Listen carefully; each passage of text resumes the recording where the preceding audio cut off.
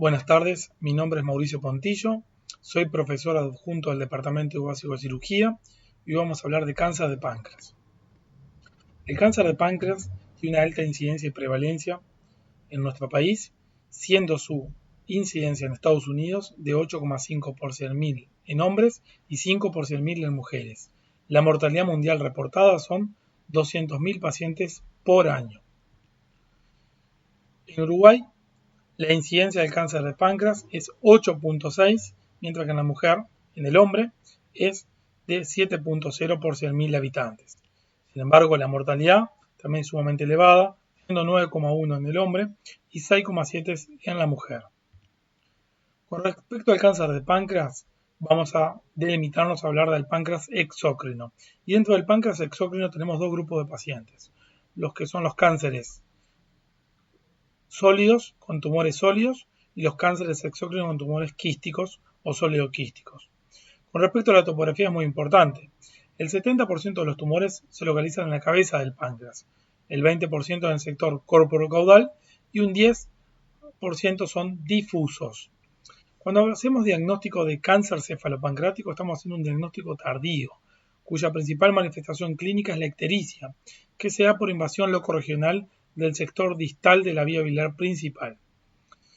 El 80-90% de los casos, al momento del diagnóstico, vamos a actuar con criterio paliativo y solamente un 10% va a ser posible la resección con criterio pretendidamente curativo mediante la pancreatectomía, como luego veremos. Con respecto a los tumores corporocaudales, que son un 20% como ya mencionamos, estos tumores son poco sintomáticos.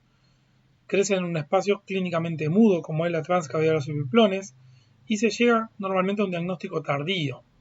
En su crecimiento desplazan mecánicamente el estómago o lo infiltran y determinan síntomas que nos hacen sospechar un cáncer gástrico avanzado, como son síntomas de dispepsia típica, cuyos estudios endoscópicos son negativos, y se llega al diagnóstico de cáncer corporocaudal por estudio de imágenes como la tomografía abdominopélvica. La importancia del tema está determinado como glándula anexa al tubo digestivo. El páncreas es un órgano profundamente situado en la cavidad peritoneal. Acá vamos a ver en el esquema, el páncreas es un órgano que cabalga el piso supra-inframesocólico del abdomen. Recordamos que la cavidad peritoneal está dividida por el implante de la raíz del mesocolon transverso en piso supra e inframesocólico y presenta un sinnúmero de fascias de coalescencia embriológicas, Fredet, fascia de Thwaites, fascia de Toll, que denotan su origen secundariamente retroperitoneal. Y vamos a jerarquizar las relaciones, sobre todo las relaciones del sector cefálico, ¿sí? El sector de la cabeza del páncreas. Tiene íntima relación, acá vemos en el esquema con el duodeno, relación el gancho del páncreas con el pedículo mesentérico superior, con el origen de la vena porta, con el tronco celíaco, mientras que el sector corporocaudal vemos que tiene íntima relación a través de la transcavidad de los epiplones con la cara posterior del estómago, en el receso también de la transcavidad con la celda esplénica, la cual cobra gran jerarquía desde el punto de vista oncológico. En la tomografía acá podemos ver el páncreas, que parece que está acostado sobre la columna lumbar, y el origen de la vena porta, recibiendo la vena esplénica. Acá vemos la vesícula distendida que constituye el signo Bari-Pick, como luego vamos a explicar, y la relación íntima de la cabeza del páncreas con el duodeno, ¿sí? Con la llanta duodeno-pancreática. Acá vemos una ecografía en la cual también se puede reconocer la cabeza del páncreas. Esto que está con la U es el proceso uncinado de gancha de páncreas, el pedículo mesentérico, la vena esplénica, ¿sí? Que si bien en la ecografía vamos a ver que es un estudio de baja sensibilidad para el sector cefalopancreático, en algunos pacientes se puede identificar muy bien las estructuras.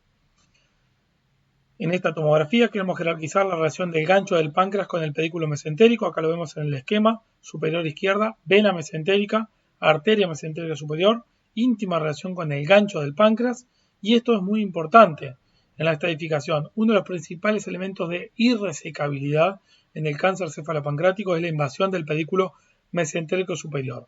Acá vemos en la tomografía, una tomografía que tenemos en la tumoración de la cabeza del páncreas, en íntima relación con la vena y la arteria mesentérica. Otro esquema, cómo relaciona la cabeza del páncreas con el duodeno. Esto es el colédoco y esto es el gancho del páncreas relacionado en íntima relación con la vena esplénica en azul y la arteria mesentérica superior en rojo.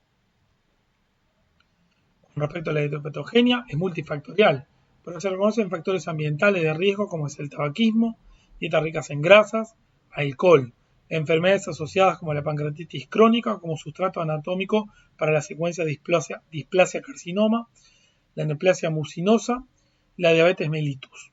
Y dentro de los factores oncogenéticos tenemos al gen KRAS, P53 y P16.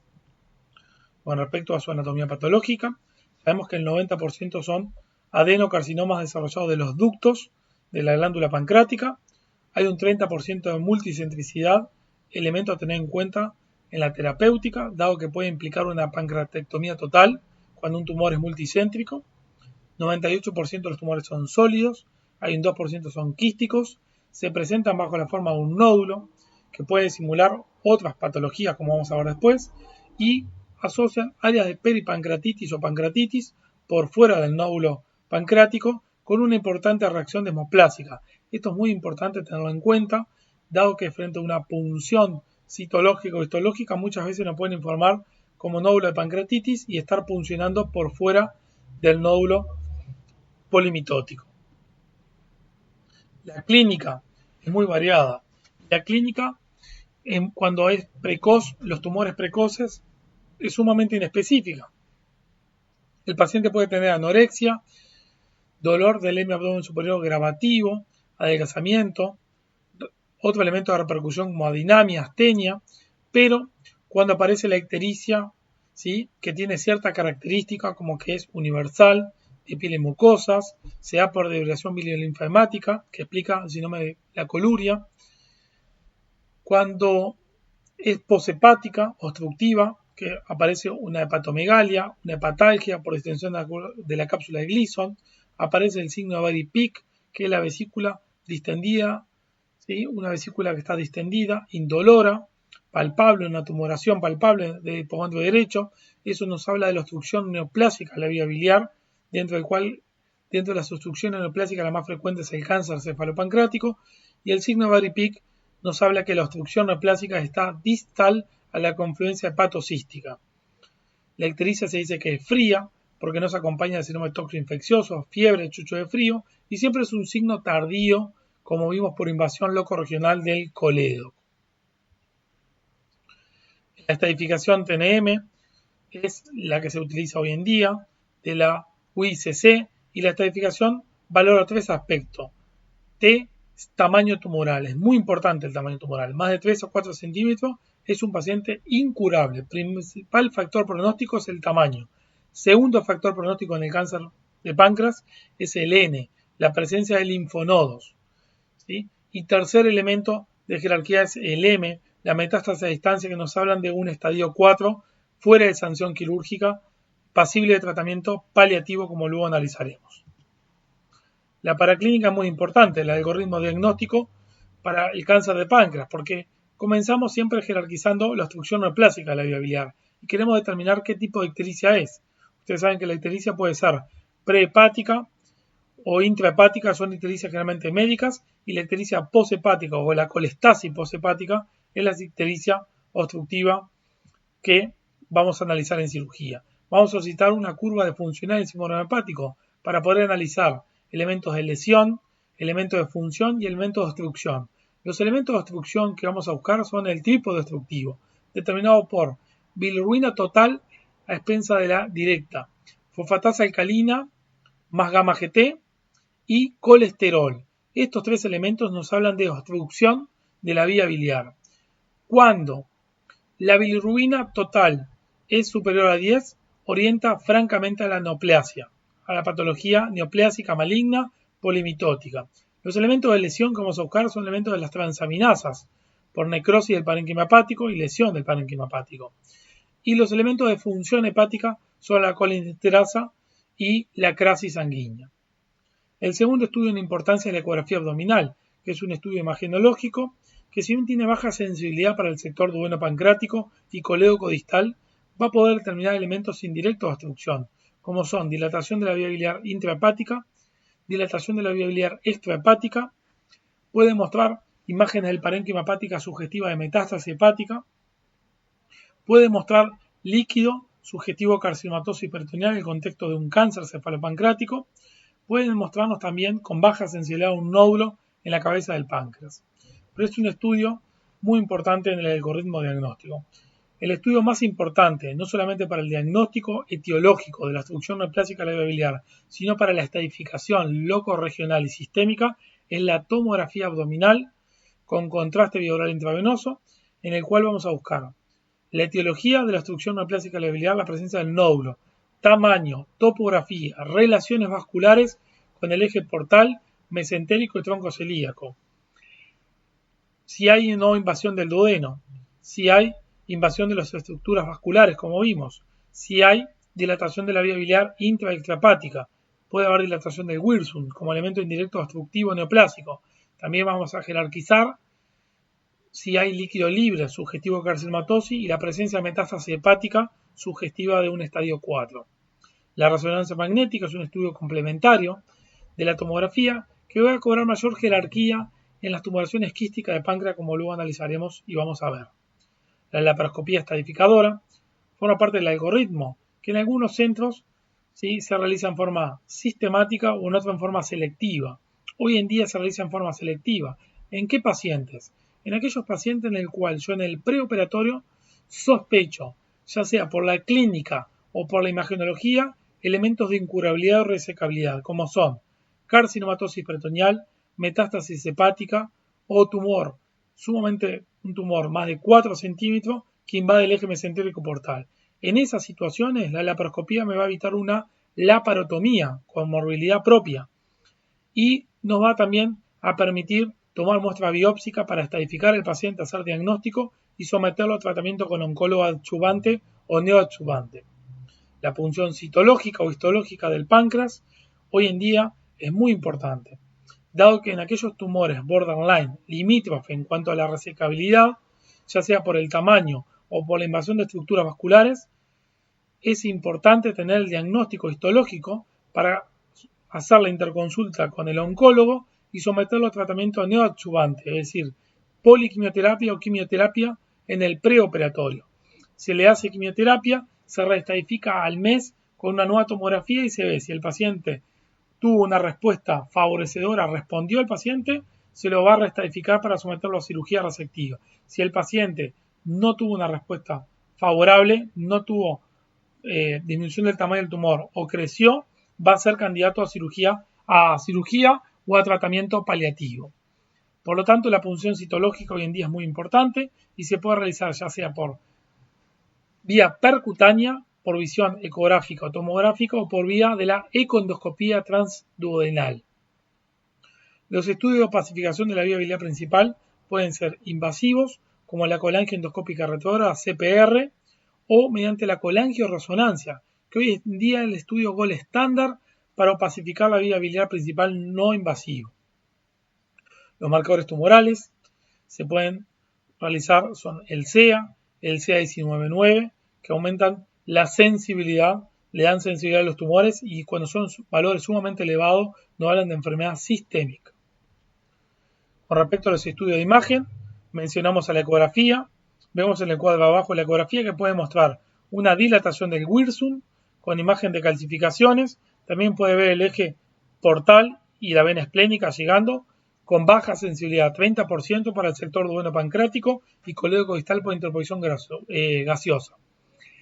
La colangioendoscópica retrógrada o CPR es un estudio endoscópico de visión lateral en el cual opacifica la vía biliar y el conducto pancrático en forma invasiva y hoy en día no se usa como elemento diagnóstico, sino como elemento terapéutico, ya sea para colocar un stent, ¿sí? Ya sea con fines contemporizadores frente a una colestasis mantenida más de 15, es el punto de corte, dado que una colestasis más de 15 va a ser deleteria para el paciente con insuficiencia hepática, o como tratamiento definitivo paliativo de la obstrucción biliar, como luego analizaremos. Acá vemos en la foto de abajo otra colangioendoscópica retrógrada, en el cual muestra múltiples estenosis del conducto pancrático principal o conducto de Wilson, que es este conducto que desemboca en este caso en forma conjunta con el colédoco en la papila duodenal. Acá está la econdoscopía transduodenal, en el cual es muy importante analizar no solamente el nódulo pancrático, la presencia de nódulos una estadificación imagenológica que se llama UTNM por ultrasonografía TNM y permite hacer sobre todo la biopsia, ¿sí?, histológica de la masa para ver si es pasible de tratamiento histológico.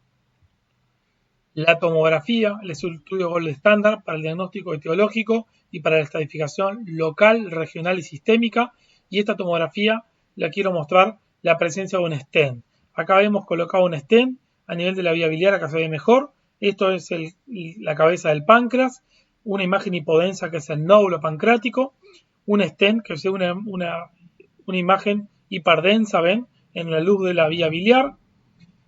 Esto es el duodeno y acá el stent colocado por vía endoscópica retrógrada por CPR de ninguna manera invalidó el criterio pretendidamente curativo resectivo. En este caso vemos un ejemplo en el cual el stent biliar colocado por vía endoscópica contemporizó al paciente, es decir, que lo sacó de su colestasis, lo mejoró desde el punto de vista médico, nutricional y lo llevó a una cirugía en mejores condiciones. Pero también el stent biliar vamos a ver que se puede utilizar como tratamiento paliativo. Acá el tercer estudio que le mencioné, muy importante, colangioresonancia, estudio gold estándar para la obstrucción neoplásica de la vía biliar o no neoplásica de la vía biliar, en el cual vemos el árbol biliar intrahepático, el conducto hepático derecho, izquierdo, el hepático común, esto es la vesícula biliar, el cístico, esto es el colédoco que está dilatado y esto es el Wilson dilatado. El signo del doble riel, esto es un elemento típico patognomónico de las obstrucciones neoplásicas de la vía biliar a nivel de la papila. En este caso por un tumor cefalopancreático, que acá en la secuencia T1 de la resonancia vemos un enorme nódulo pancreático, que en la secuencia T2 que aparece en zona hiperintensa se ve el nódulo pancreático. Otra resonancia magnética, en la cual ve una enorme tumoración soleoquística de la cabeza del páncreas. Acá está el correlativo de la pieza resecada macroscópica. Se realizó una resección cefalopancreática. Esta cirugía, vamos a ver, se llama duodenopancreatectomía cefálica. Acá vemos una tomografía y le quiero mostrar lo que es el signo de Barry-Pick. La vesícula sumamente distendida, indolora, por debajo del hígado, determinada por una obstrucción neoplásica de la vía biliar, distal a la confluencia hepatocística. Acá ven el mismo tumor de arriba, con una apertura del mismo, vemos que es un tumor, ¿sí?, de aspecto blanquecino, amarillento, con gran componente demosplásico. Acá ven otra tomografía, y acá vamos a ver cuál es el valor de la tomografía en la estadificación locorregional. Acá vemos como la tomografía, en la parte superior, vemos una imagen hipodensa que invade acá atrás la vena porta y en este paciente se realizó una foto intraoperatoria, una resección de la vena porta con interposición protésica y acá van la pieza de duodenopancreatectomía como luego vamos a explicarle. Acá ven otro paciente en el cual la tomografía ve nuevamente invasión de la vena porta dejando libre el pedículo mesentérico superior y vemos que en este paciente el páncreas distal está atrófico, está prácticamente ausente. Entonces en este paciente se realizó una duodenopancreatectomía total. Ven acá el páncreas, cabeza de páncreas, cuello, cuerpo y cola asociado al vaso. Y acá se realizó a su vez una resección de la vena porta con interposición protésica. Es decir, que la invasión de la vena porta no es un criterio de irresecabilidad ni incurabilidad en cáncer de páncreas. Diferente a la invasión del pedículo mesentérico superior. Acá ven la tomografía. Para hablar lo que le dije, vemos como la tomografía del tumor envuelve claramente el pedículo mesentérico superior y acá en la foto intraoperatoria se ve el cargado de la arteria mesentérica superior. Esto sí es un criterio de incurabilidad y de irresecabilidad en el cáncer cefalopancreático. Acá vemos una resonancia magnética para mostrarle una tumoración quística del páncreas, en el cual vemos la foto acá, que es una tumoración quística o un aspecto de un panel de abeja. Esta tumoración quística del páncreas se llama neoplasia quística serosa. El potencial maligno de la neoplasia quística serosa es menor a un 3%, es decir que es excepcional que se malignice. Esta foto es una colangioendoscópica retrógrada para mostrar la estenosis de los conductos del conducto pancreático principal. Acá ven una tomografía en la cual se sugiere una neoplasia quística del páncreas. Acá ven en el esquema una neoplasia quística con la imagen típica de cicatriz central estrellada. Y acá vemos como la resonancia versus la tomografía para la neoplasia quística tiene mayor definición. Y acá vemos una enorme tumoración quística en la cabeza del páncreas con la típica imagen de cicatriz central estrellada que nos habla de que estamos frente a una neoplasia quística serosa del páncreas. Acá ven otra imagen de la resonancia magnética en el cual ven en la cabeza del páncreas, señalado acá con la flecha, tumoraciones de la cabeza del páncreas. Este paciente, acá vemos que le ponemos el título de incidentaloma pancreático. Es decir, que el paciente estaba siendo estudiado por otra causa, por otro motivo, y en forma incidental aparece una tumoración pancreática. Y acá donde la resonancia magnética juega un papel muy importante, porque la mayoría de los incidentalomas pancreáticos son quísticos, y es muy importante diferenciar si esas neoplasias quísticas son serosa o mucinosa, porque tienen diferentes connotaciones terapéuticas. Acá vemos en la tomografía una tumoración de cuerpo y cola, en el cual se realizó una pancreatectomía izquierda, ¿sí?, asociado al vaso, también denominada, ustedes van a leer como esplenopancreatectomía. Acá ven una enorme tumoración de cuerpo y cola del páncreas, acá ven el riñón izquierdo desplazado, el estómago en un corte coronal, ven cómo desplaza el estómago, pues está creciendo la transcavidad subiplones, ven cómo deforma el abdomen volviéndolo asimétrico, de ahí la importancia de la inspección estática dinámica en el examen físico del paciente. Y acá ven la pieza intraoperatoria de la resección del tumor, acá ven una pancreatectomía distal en un tumor de cuerpo y cola de páncreas. Acá ven otra tomografía en el cual aparece una neoplasia quística que al presentar un nódulo parietal y múltiples tabiques nos van a determinar que estamos frente a una neoplasia quística mucinosa.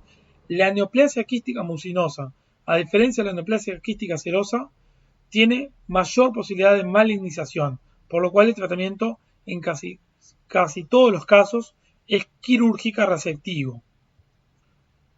Por último, quiero mostrarles esta imagen de resonancia, en el cual no solamente la resonancia no hace diagnóstico de tumoración primaria de cuerpo y cola de páncreas, sino que nos permite estadificar y determinar que este paciente tiene imágenes hepáticas.